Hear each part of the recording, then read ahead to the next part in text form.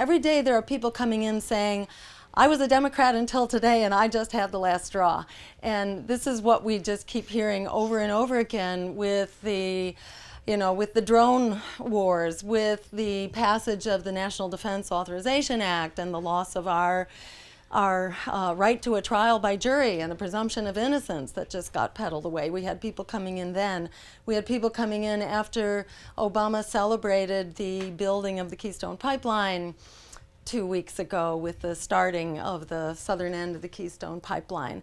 It's like there is a crisis out there that is really motivating a lot of people to get up and get active and to really own our democracy. And it was in the spirit of that, sort of feeling that wave really beginning to crest last August, when many of us felt like it was time to stand up and it was time to really revive the party, get it organized, and to ensure that we had a voice in this presidential campaign, because there must be one, and without the Green Party, there won't be one.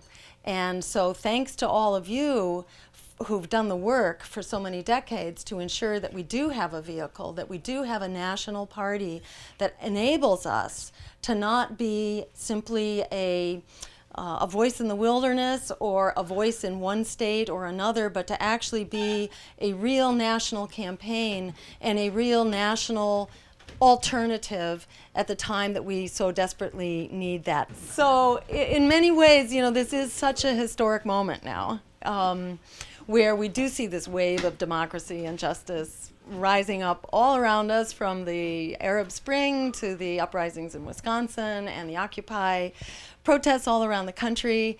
And at the same time, we're also seeing polls showing that people are pulling away from the established parties in record numbers. And you put all that together, and it really does make this election a critical, powerful tipping point for us to take back the promise of our democracy, which has been sort of drifting away from us, now galloping away from us, actually, and to take back the promise of a secure, just, green future that we also desperately need.